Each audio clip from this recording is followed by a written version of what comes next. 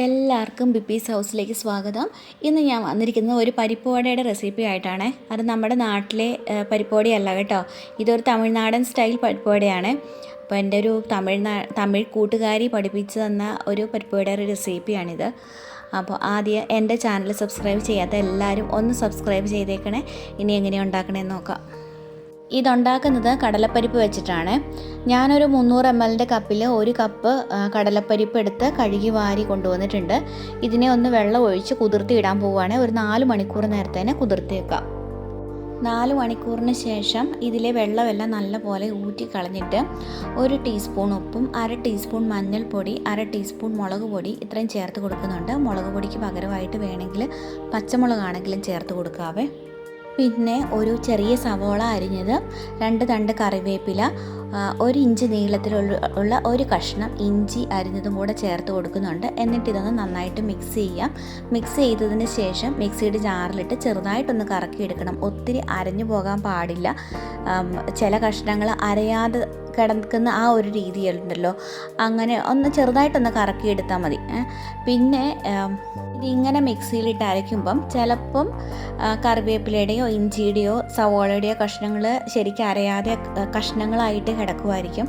അപ്പോൾ നിങ്ങൾ ഉണ്ടാക്കുമ്പം ഇത് കഷ്ണങ്ങളായിട്ട് കിടക്കേണ്ട. ഈ സാധനങ്ങൾ നന്നായിട്ട് അരഞ്ഞു കിട്ടണമെന്നുണ്ടെങ്കിൽ ആദ്യമേ ഈ കറിവേപ്പിലയും ഇഞ്ചിയും സവോളയും നന്നായിട്ട് മിക്സിയുടെ ജാറിലിട്ട് അരച്ചെടുക്കുക. പിന്നെ ഈ പരിപ്പും മറ്റേ നമ്മൾ ചേർത്ത മഞ്ഞൾപ്പൊടി ഉപ്പും മുളക് പൊടി ഉണ്ടല്ലോ, അത്രയായിട്ട് വേറെ ചെറുതായിട്ടൊന്ന് കറക്കിയെടുക്കുകയും ചെയ്യാം. മുഴുവൻ അടിച്ചെടുത്തതിന് ശേഷം ഇതിനെ കൈ വെച്ചിട്ടൊന്ന് നന്നായിട്ട് കുഴച്ചെടുക്കാവേ. ഇത് പല തവണയായിട്ട് അരച്ചത് കൊണ്ട് പലതും പല രീതിയിലായിരിക്കും അരഞ്ഞിട്ടുണ്ടാവും. അപ്പോൾ അരയാത്തതും അരഞ്ഞതും എല്ലാം കൂടെ ഒന്ന് മിക്സായി കിട്ടാൻ വേണ്ടിയിട്ടാണ് ഇങ്ങനെ കുഴച്ചെടുക്കുന്നത്. ഞാനിവിടെ ഒരു പാനിൽ എണ്ണ ചൂടാകാനായിട്ട് വെച്ചിട്ടുണ്ട്. എണ്ണ നല്ലപോലെ ചൂടായി കഴിയുമ്പം നമ്മുടെ കയ്യിൽ വെച്ച് ഉരുളിയാക്കി എടുക്കാൻ പറ്റാവുന്ന അത്രയും മാവെടുത്തിട്ട് ഉരുട്ടി കയ്യിൽ തന്നെ വെച്ചിട്ട് പരത്തിയെടുത്തിട്ട് അത് എണ്ണയിലിട്ട് ചുട്ടെടുക്കുക. പിന്നെ തീ ഒരു മീഡിയം ഫ്ലെയിമിലാണ് വെച്ചിരിക്കുന്നത്.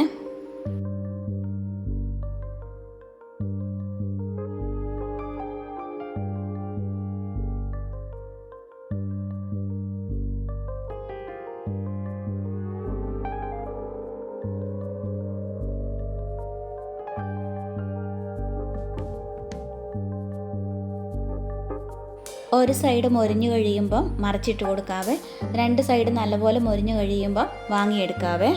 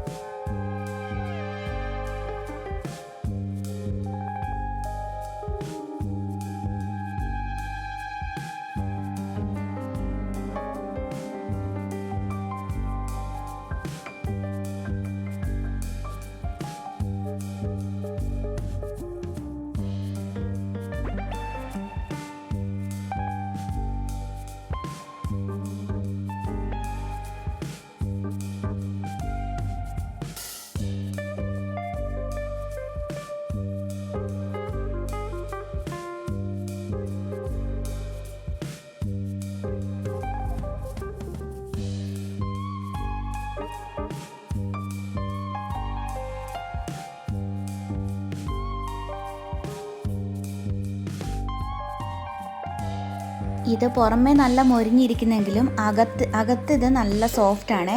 അതുകൊണ്ട് ഇത് കുട്ടികൾക്കും പിന്നെ പ്രായമായവർക്ക്, പല്ലില്ലാത്ത അപ്പൂപ്പന്മാർക്കും അമ്മൂമ്മമാർക്കും ഒക്കെ കഴിക്കാൻ ഇത് നല്ല എളുപ്പമാണ്. അതുകൊണ്ട് എല്ലാവരും ഇതുപോലെ വീട്ടിലുണ്ടാക്കി നോക്കുക. ഇഷ്ടമായ ലൈക്ക് ചെയ്യാനും കമൻറ്റ് ചെയ്യാനും ഷെയർ ചെയ്യാനും മറക്കല്ലേ.